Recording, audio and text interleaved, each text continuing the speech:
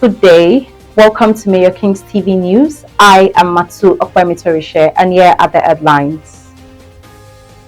Senator Wonko leads victory as Senate approves restoration of Aniocha North 2 constituency. Oborevwori receives report on Ogwashi-Uku neighboring communities. Pledge prompt release of white paper. House of Representatives probe oil and gas pipelines vandalism. Ogwashi-Uku returns to Delta APC as Keyamo, other party leaders declare support. Simisola Gbadamosi becomes one of the youngest actors to receive an Emmy nomination. NNPCL Dangote Refinery begins talks on Naira for crude contract. Ukraine ready to accept 30-day ceasefire with Russia. 2026 WCQ CAF appoints Moroccan referee for Rwanda versus Super Eagles. Now the news in details. Marking a victory for the affected communities, after years of legal battles, the Nigerian Senate has approved the restoration of Aniocha North constituencies in Delta State. This decision follows a Supreme Court judgment in suit number SC 129/2019, which mandated the reinstatement of the constituency. The approval, which took place during Tuesday's section, was championed by Senator Ned Wonko, APC Delta North, through a motion titled Restoration of Aniocha North 2 State Constituency, Delta State, with Supreme Court judgment. Following the resolution, the Senate directed the Independent National Electoral Commission, INEC, to implement the ruling and ensure that elections are conducted in the restored constituency during the next Delta State House of Assembly elections after the current term ends.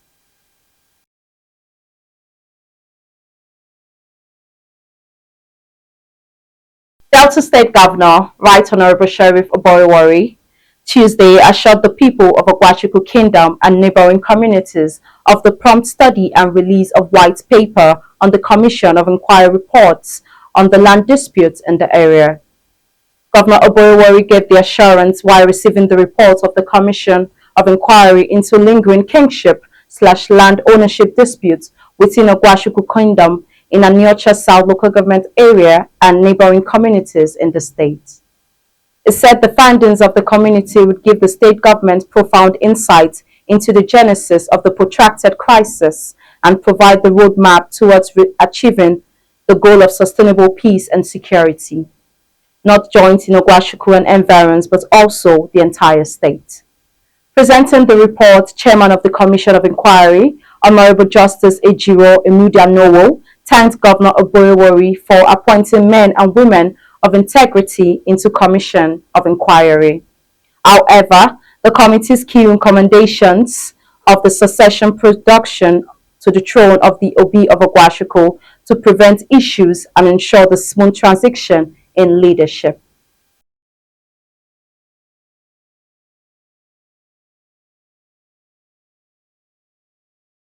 The House of Representatives on Tuesday resolved to investigate reasons for frequent vandalization of oil and gas pipelines in the country. The resolution followed the adoption of a motion of urgent public importance sponsored by the member representing Fagge Federal Constituency, Kano State, Mohammed Shiu, and 15 others on the urgent need to rehabilitate the oil and gas pipeline networks to avert vandalism, resulting in the loss of $12.74 million worth of crude oil.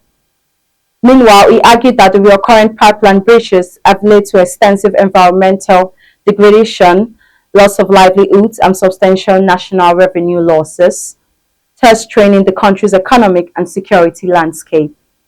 Also, the House recognizes how the Niger Delta region has suffered from decades of oil spills, causing severe health hazards, destruction of farmlands, contamination of water sources, hereby intensifying poverty among local communities.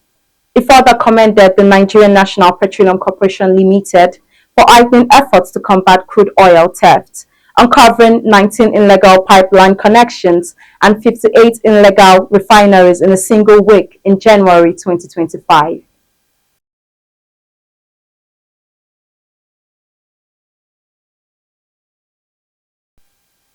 Leaders of the All Progressive Congress (APC) in Delta State on Sunday formally welcomed Chief Great Ogwashi-Uku back into the party alongside thousands of his supporters.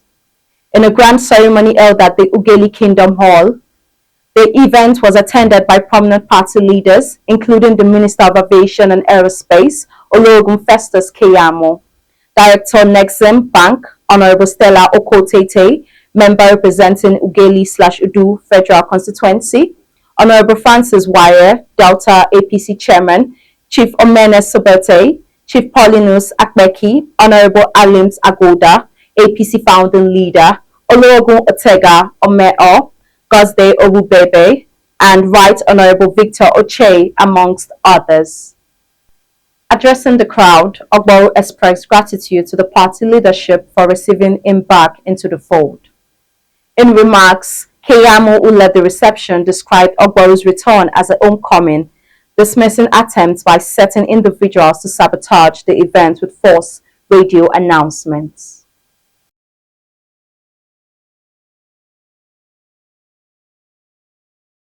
Nollywood's rising actor Simi Gbadamosi has made history by becoming one of the youngest actors to receive an Emmy nomination. Her exceptional voice performance as Tola Martins in Disney animated series Iwaju has earned her a nomination for Younger Voice Performer in a preschool children's or young teen program at the third Children and Family Emmy Awards. Iwaju, a groundbreaking collaboration between Disney and Nigerian animation studio Kugali Media, has acquired critical acclaim for its rich storytelling and cultural representation, securing 3 Emmy nominations in total. Gbadamosi nominations highlight her individual talent and signifies a monumental achievement for Nollywood and the broader Nigerian entertainment industry. Gbadamosi's Emmy nomination marks a significant milestone for Nollywood, underscoring the global recognition of Nigerian talent and storytelling. This achievement reflects the industry's growth and its increasing ability to produce content with international audiences.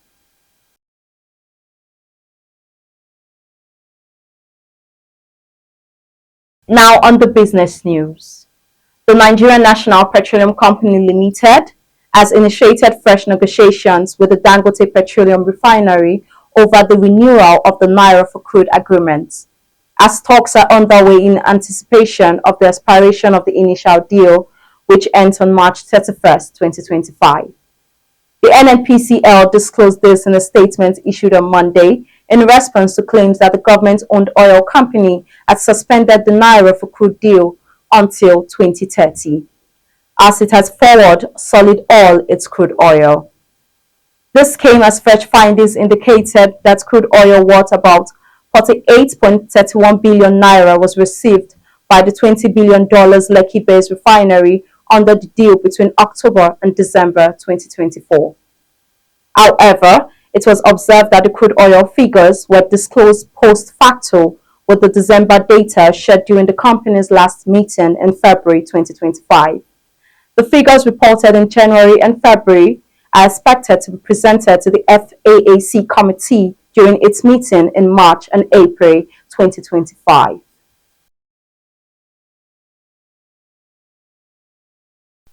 Now the foreign news. Ukraine has said it is ready to accept an immediate 30-day ceasefire with Russia proposed by the US after a day of US-Ukraine talks in Saudi Arabia. US Secretary of the State Marco Rubio said it would represent the offer to Russia and that the ball is in their court. Moscow is yet to publicly comment on the issue. Ukraine's President Volodymyr Zelensky said it was now up to the US to convince Russia to agree to the positive proposal. Tuesday's talks in Jeddah was the first official meeting between the two countries since the extraordinary clash between Zelensky and the US President Donald Trump in the Oval Office on 28 February. In a joint statement, the US also said it would immediately restart intelligence sharing and security assistance to Ukraine, which Washington has suspended after the unprecedented public row at the White House. Moreover, the offer of a 30-day ceasefire goes beyond Zelensky's proposal for a partial truce in the sky and at sea. The Ukrainian president thanked Trump for the constructiveness of the talks in Jeddah.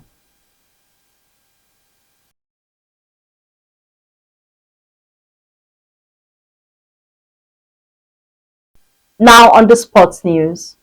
The Confederation of African Football (CAF) has named Morocco's Jayed Jayla as center referee for the 2026 FIFA World Cup qualifying fixture between Amobi of Rwanda and Nigeria. The matchday 5 encounter will hold at the Amahoro Stadium, Kigali on Friday, March 21st. Jayla will be assisted by his countrymen Mustafa Akakad and Amza Nasiri, who will serve as first and second assistant referees respectively. The 37-year-old was in charge when the Super Eagles defeated external rivals Ghana 2-1 in a friendly match on March 22, 2024. He is one of the top referees from North Africa and has been prominent in both CAF club and international matches. The Super Eagles occupy 5th position in Group C with 3 points from 4 games. Rwanda top the group with 7 points from same number of matches.